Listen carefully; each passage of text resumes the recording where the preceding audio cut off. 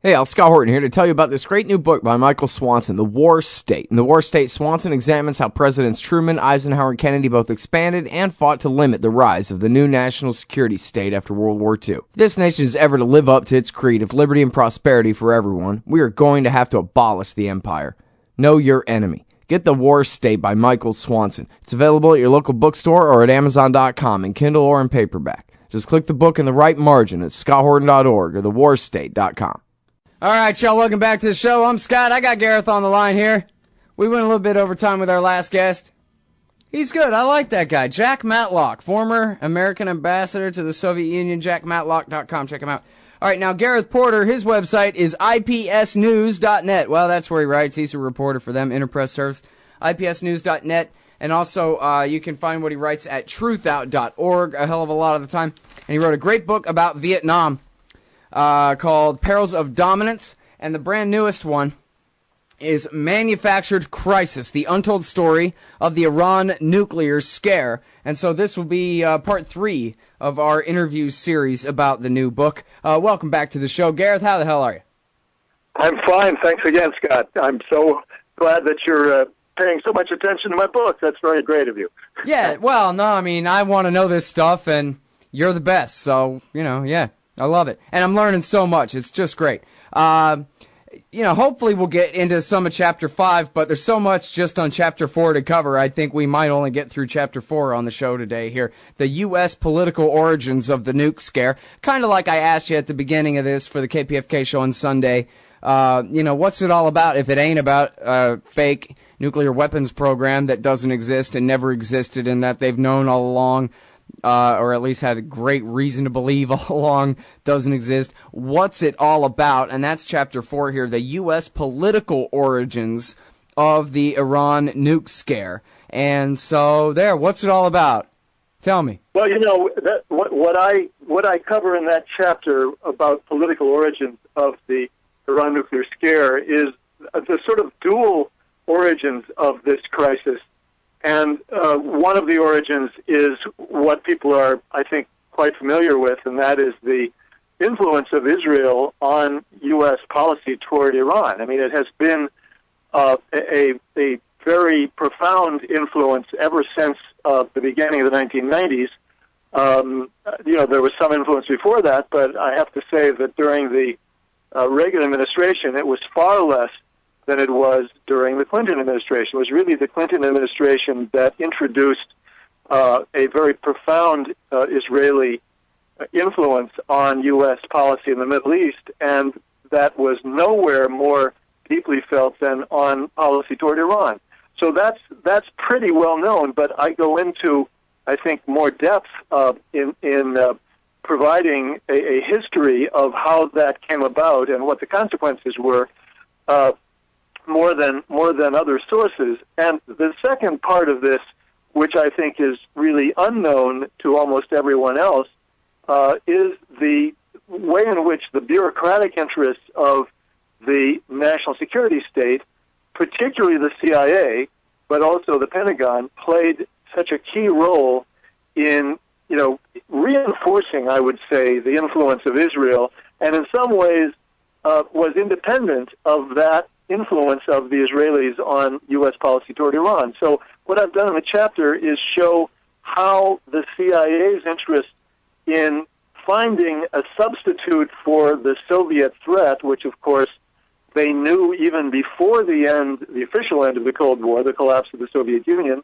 was really coming to an end, and they were in a panic mode in 1987, 88, and 89, with regard to the consequences for the CIA for that collapse of the coming collapse of the Cold War, because they would stand to lose much of their congressional appropriations in a sort of sigh of relief response to that development. And so the CIA needed to have the equivalent of the Soviet threat, in effect, to try to keep as much as possible of their congressional appropriations after that happened. And of course, the Defense Department was in the same situation. But I think for the purpose of showing that Iran was a threat in nuclear terms, the CIA was really the critical factor in this, and I go into some depth about that. Mm-hmm. Yeah, good times. All right, well, so here's one thing.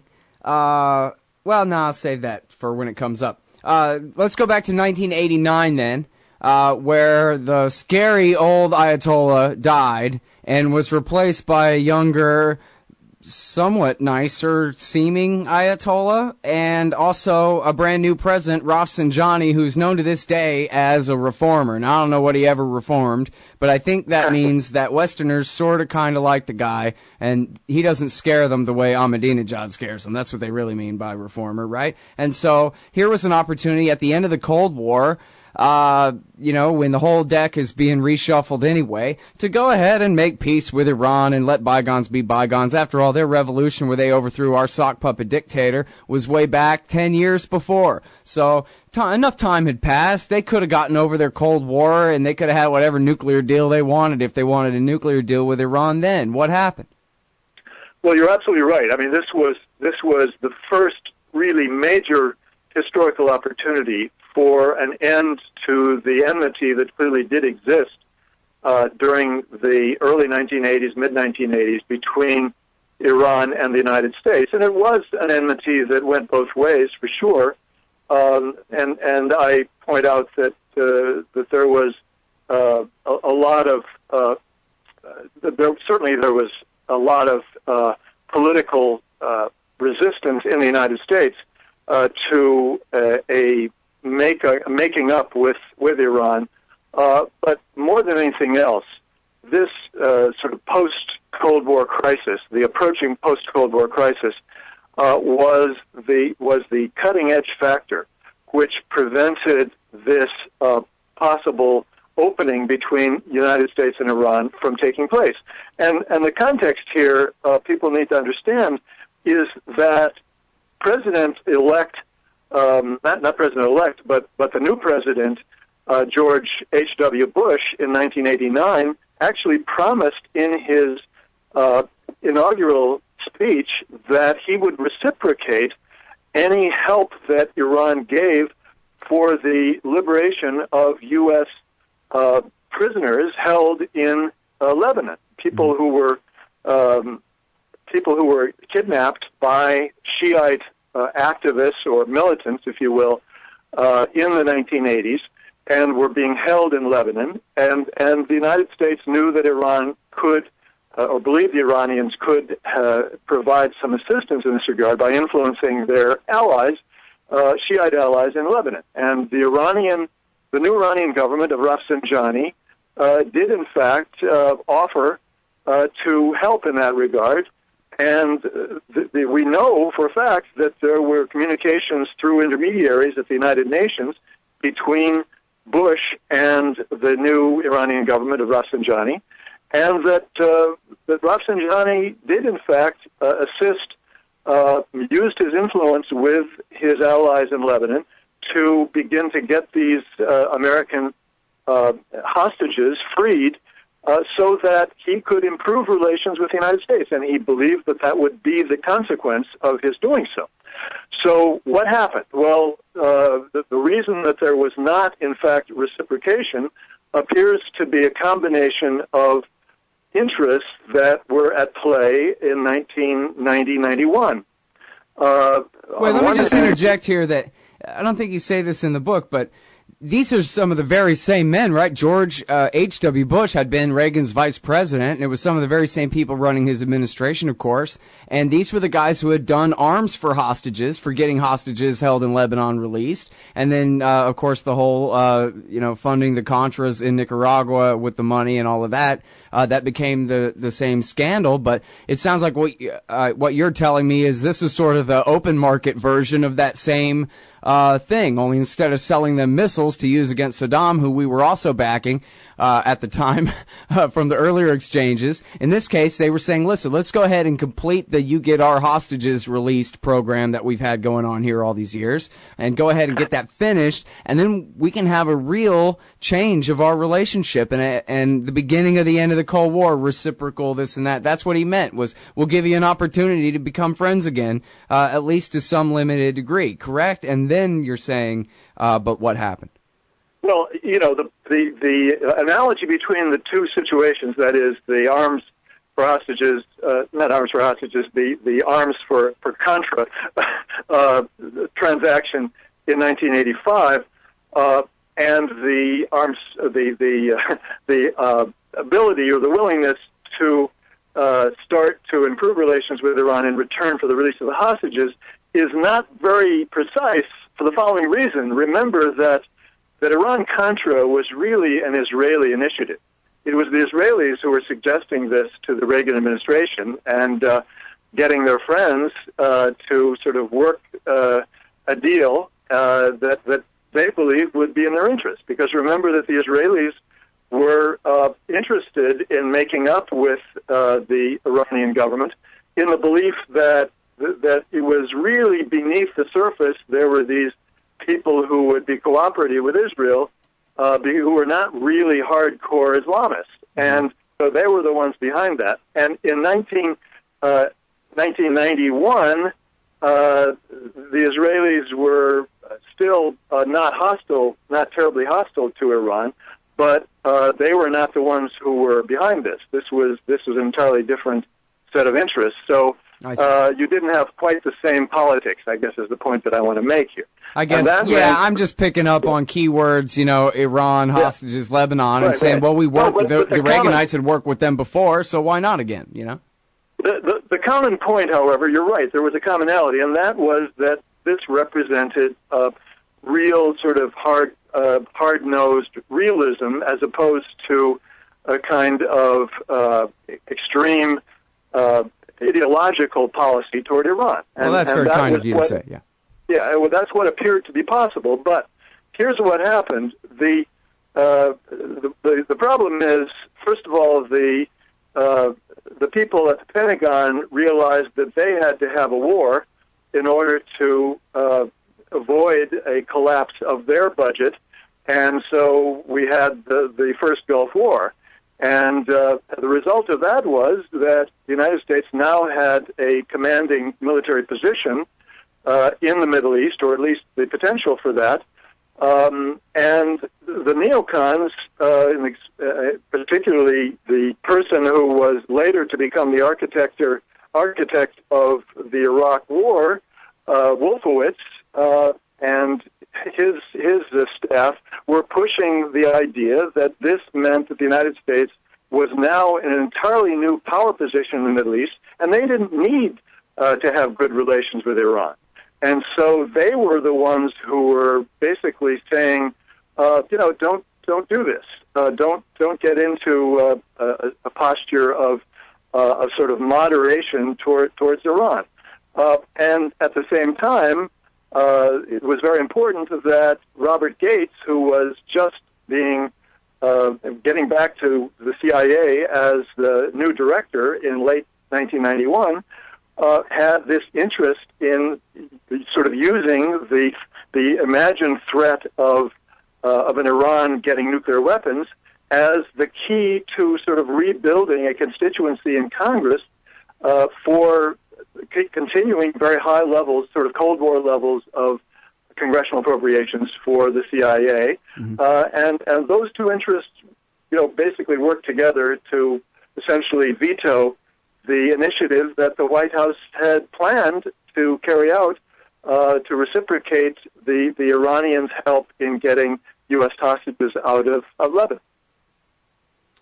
All right, now, it's funny because I actually remember, I was very young at the time, but I remember, one of these probably PBS news shows my dad was watching or something like that, where the eggheads are saying, yes, you know, the rogue states and proliferation of long-range missile technology and nuclear technology will certainly be the problem of the coming generation. And where they really were thinking ahead. I mean, I'm thinking back to, say, 91, 92, something like that. They were really on the ball. This is the message, that it's a dangerous world out there, USSR or not. This is one of the great manipulations of public opinion in the history of the Cold War and post-Cold War. It goes along with, of course, the recreation of political support for the use of military force by the United States through the first Gulf War, which is an immensely popular war. So those two incredibly successful manipulations took place during the same time frame. It was quite a major shift that took place sort of below the surface without people understanding it. Mm. Yeah, without the masses thought, well, where's our peace dividend? And exactly. That was where it went. They couldn't see it. All right, right. Now, and there was, believe me, at the CIA, there was a great deal of thought given to what they had to do to try to create a shift in political consciousness towards the CIA. You know, what do we have to do to get people to think? Well, we've got to have a big CIA budget, and they realized that it was sort of a WMD threat from regional powers. That was the ticket, and of course, Iran was the poster child.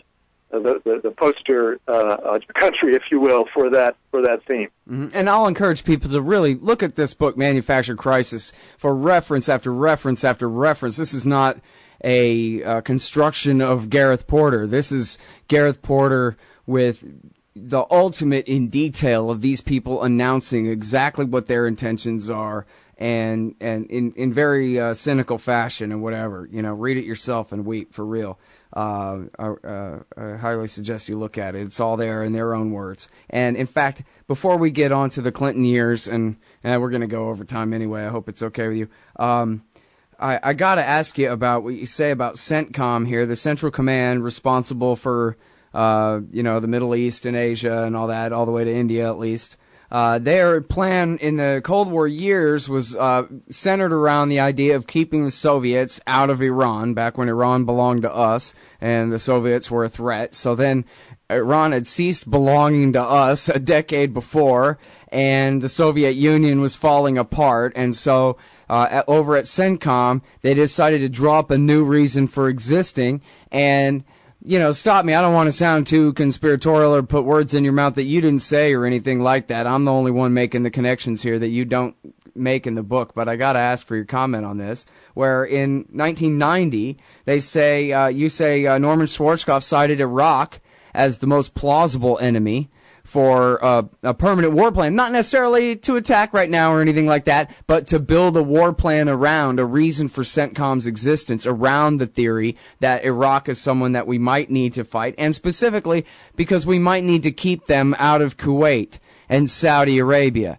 And this was their plan that they wrote up or began writing up or something, you tell me, in 1989, and then it was just a year later, and again, this is not in the book, I'm going off my own separate references here, the April Glaspie memo, and of course all the controversy about whether James Baker, in effect, gave the green light or maybe waved the red flag at Saddam Hussein's bull and baited him into invading Kuwait so that they had an excuse to put their troops in Saudi Arabia and establish that heightened military presence that you just talked about, Wolfowitz referring to there, and that they had their excuse. And I mean, is it too obvious and not that simple, or what am I getting wrong here, other than that, yeah, this was their plan, was to start a war?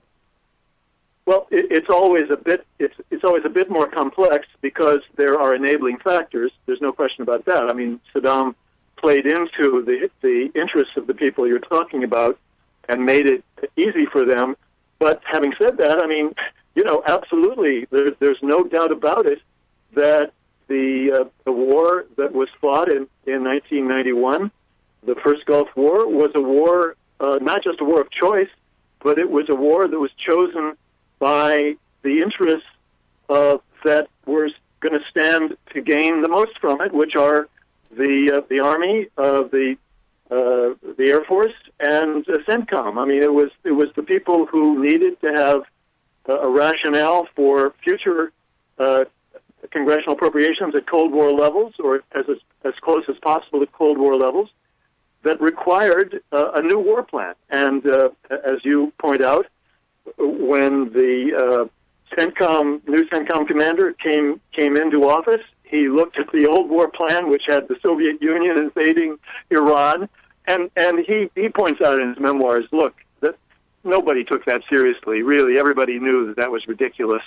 It was always simply a way of justifying a U.S. military presence in the Middle East of some sort, nothing more than that. And so he could see that they needed a new one because the Cold War was ending. There was a very strong interest in putting forward a new war plan. So that's why that happened. And having that new war plan obviously was a precondition for the war that took place in 1991. So I think it all constitutes very strong evidence that war was nothing more than taking advantage of an opportunity which presented itself in order to ensure that the national security state and particularly the military and its industrial allies would go on to enjoy power, prestige, and lots of resources for the next 20 years. Well, and again, I'm sorry to stay off the exact topic of the subject matter of the book here, but I believe I just learned recently, was it from Barry Lando? Do you know, have you ever heard that the Americans were actually encouraging the Saudis and the Kuwaitis to keep overproducing and keep the prices low and to deliberately snub Saddam Hussein and refuse to show up at their meetings and all that? Because that was what the fight with Kuwait was about. He was trying to pay them honest, back. I've not actually seen that documentation, but I do know that there are indications, there is evidence that Thatcher, Prime Minister Thatcher, was absolutely doing that in her contacts with the Kuwaitis specifically. I mean, there's every reason to believe that Thatcher was communicating directly with the senior Bush administration officials. So I have no doubt that there is truth in that report. Mm-hmm. And then, of course, one of the big lies of that invasion, it wasn't just the incubators, which is the thing that people remember the most because it's just so galling that they would lie to us about murdered babies in order to start a war. Not that it was the first time, but it really bothers people when they find out what a lie that was. But one of the other major lies, of course, was the other part of this war plan, right? That it's keeping Saddam out of Saudi. And that was their threat, that Saddam was just going to keep rolling south. And everybody knows now that the Russians released the satellite pictures. The Canadian news service, I believe, CBC, got the satellite pictures of the empty desert where Saddam's tank divisions supposedly were preparing to invade Saudi Arabia. And I actually know a guy who was in the Air Force at the time looking at satellite pictures of the empty desert, while on TV they were proclaiming that they weren't sure if they could get enough planes there in time to keep Saddam from rolling his tank divisions down and sacking Riyadh. Every war the United States fights, as you know better than almost anyone, Scott, has had an intelligence, false intelligence basis. There's been some intelligence claim that turns out to be untrue, and no doubt about it. This was the false intelligence that helped to make possible the entry into war in Kuwait. Yep. All right. So now, hope and change. 1993, Bill Clinton comes to town, and those mean old arrogant Republicans are gone, and the soft, friendly Vietnam beatnik generation guys come in, and they decided that they would be friendly with the Iranians, because why not, right? Well, they should have, but as we now know, of course, it was exactly the opposite. that Bill Clinton farmed out his Middle East policy to the Israelis, making a political decision early in his campaign, apparently, by hiring Martin Indyk as his Middle East advisor. And as I show in the book, the first thing that happens is that Indyk convinces him that he must follow precisely what the Israeli government wants him to do, which is to essentially rely on a strong Israel as the basis for his peace policy in the Middle East. And that, of course, then translates into hostility toward Iran, and indeed considering Iran to be an outlaw state, which is what his new administration immediately declares within weeks of his being inaugurated. And as part of that, then, he essentially follows a policy that regards Iran officially as a nuclear weapons threat. And that becomes an established policy which I think very clearly has a profound impact on the way the intelligence community deals with that issue. And, I think one of the best things about my book is that it documents the way in which U.S. intelligence was immediately distorted by the policy of the administration, the Clinton administration, and intelligence analysts were expected to come up with evidence to support the idea that Iran was a nuclear weapons threat. And lo and behold, that's exactly what happened, almost immediately. All right, now, I'm sorry that I got to stop you there and rewind a second, and this is going to be the subject of the next interview, because it's really in the next chapter about the Israeli politics behind all of this, but you just mentioned it, and it bears repeating, because even though I just finished reading this, hearing you say it out loud, it's almost unbelievable just in how sad it is. Not that a politician wouldn't come up with this as his plan, but when you say that Yitzhak Rabin, the reason that he decided that he needed to be such a hawk on Iran and he needed to drum up this so-called threat of an Iranian nuclear program, which then translated pretty much directly into the Clinton administration's stance, was because he thought he needed to have that tough guy, right-wing, hawkish stance on Iran or somebody while he was trying to negotiate peace for the West Bank and East Jerusalem and the Gaza Strip before somebody shot him. That's exactly right. I mean, his that is motive, just absolutely tragic. Right. It is tragic. It's emblematic, I think, of the broader historical pattern in Israeli policy, whereby Iran's a bogeyman, which fulfills multiple functions for the Israeli government, whether it's Labor or Likud.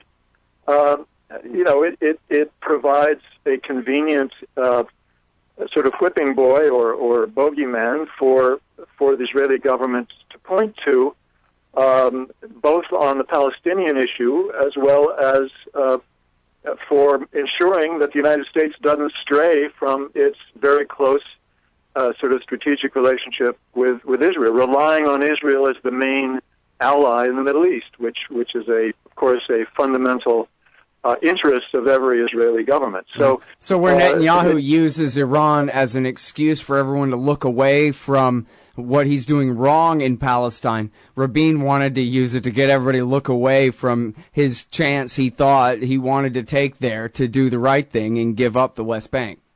Right. I mean, I think that is the interesting pattern that we see, regardless of whether the policy was to negotiate with the PLO or to try to crush the Palestinians, which of course is the Likud approach. The idea was to cite the threat from Iran in either case. Man, ain't that something? All right, so now Clinton hires Martin Indyk to be his point man for all things Middle East policy, and he came up with this policy of, instead of making peace with Iraq and Iran, which both used to be friends, instead of even offshore balancing, they decided instead on this policy of dual containment. What's the big deal? What's the big difference? Well, the idea of dual containment, the concept of dual containment was really a mechanism by which Indyk could get the United States to take as hard a line toward Iran as it was already taking toward Iraq. It was a rather clever formula for accomplishing that objective. And what it meant was, essentially, he wanted the United States to adopt the same kind of economic sanctions against Iran that had already been adopted towards Iraq. And, of course, the intention would be to do the same thing, to weaken the fabric of society, to basically have the kind of suffering take place in Iran that took place in Iraq, that would serve the broader interests of Israel. And that was certainly one of the more ingenious policy ideas that came out of the Martin Indyk school. Yeah, except for what a bad idea it was.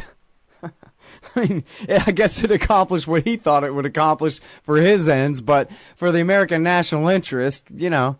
Yeah, but bearing in mind, of course, that Martin Indyk started as the media advisor to the Yitzhak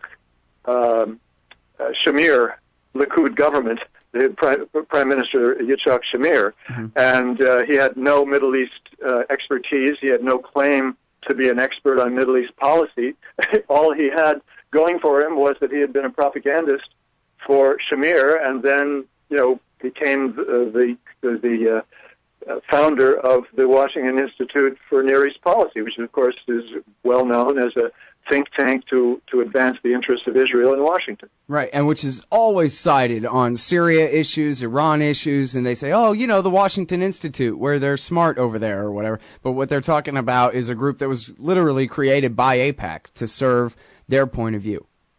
Absolutely. This is nothing more than a very sophisticated propaganda outfit. That was the whole purpose, to mask to whatever degree was possible the propaganda function of the organization by casting it as a sort of quasi academic kind of outfit, doing research which is more high toned rather than openly propagandistic. Right.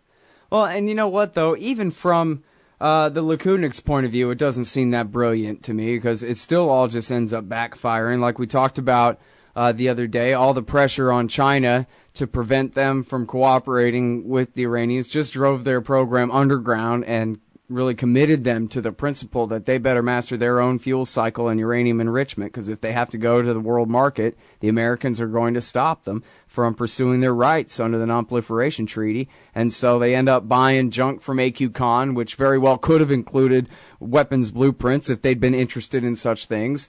And they develop their experiments and whatever else they're doing in secret instead of under the watchful eye of the IAEA. And then, as I gather in this chapter here, their pressure on Boris Yeltsin and the Russians to stop helping with the Bushehr reactor. Ultimately, it didn't work, but it led to, consequences right there as far as remaining basically a wedge issue to prevent reconciliation on any other thing.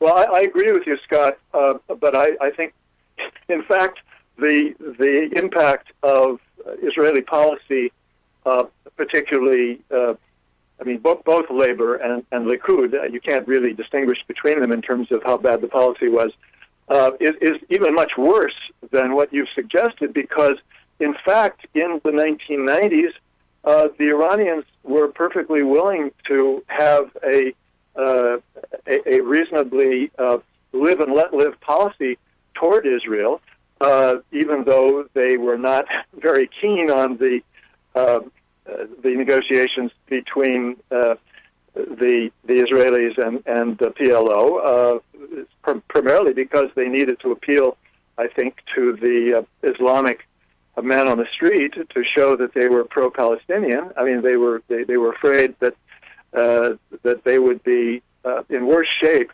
in the Arab world if they didn't have a very strong policy of support for the Palestinian rights. But they were definitely ready to reach an accommodation with Israel, and it was the Israelis who, in the end, decided to follow a policy of hostility toward Iran, to make them the bogeyman, and to threaten to carry out strikes against this fictional weapons program. I mean, basically to carry out strikes against any nuclear program in Iran, which resulted in the Iranians going much farther in regard to ballistic missiles than they would have otherwise. Yeah, none of this makes any sense from their interest point of view. They just it just gets worse and worse. And then now here's where we get back to the American national interest here, and we're already over time. I know I got to let you go, but you make sure and mention this in your chapter there about how in the 1990s the political pressure to hawk it up about Iran for this, that, or the other thing was such that, and you don't really focus on this that much, but you certainly draw the examples out where the government really failed to do their job when it came to investigating and or in any way protecting the American people from the Al-Qaeda threat, because they were so hell-bent on blaming Hezbollah for everything. I didn't even realize they had originally tried to blame the first World Trade Center bombing on Hezbollah. And then, of course, as you have famously documented in the past, they quite falsely blamed Hezbollah for the attacks in Buenos Aires in 92 and 94, and then for the Khobar Towers attack in 1996, which was... the degree to which there was the hostility toward Iran permeated the CIA's... Wait, I didn't mean to imply that I thought that Al-Qaeda did Buenos Aires, but I just meant that certainly the First World Trade Center, the Blind Sheikh, right. and the Khobar Towers, I mean, these are attacks against Americans by the budding Al-Qaeda movement that for political reasons our federal police and national government leadership blamed on Israel's enemies instead.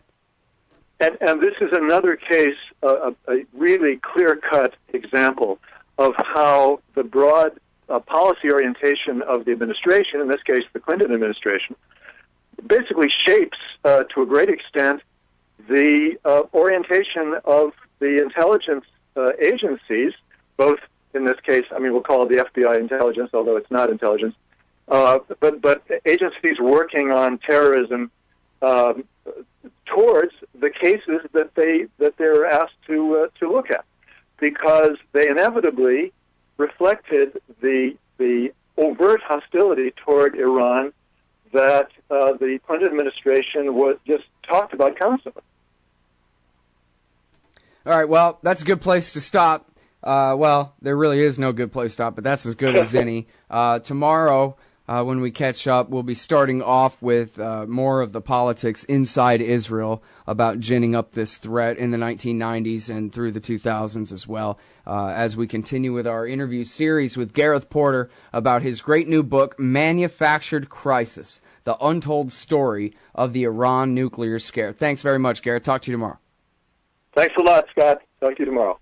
Hey, I'm Scott Horton here for The Future of Freedom, the monthly journal of the Future Freedom Foundation at fff.org/subscribe. Since 1989, FFF has been pushing an uncompromising moral and economic case for peace, individual liberty, and free markets. Sign up now for The Future Freedom, featuring founder and president Jacob Hornberger, as well as Sheldon Richmond, James Bovard, Anthony Gregory, Wendy McElroy, and many more. It's just $25 a year for the print edition, $15 per year to read it online. That's fff.org/subscribe. And tell them Scott sent you.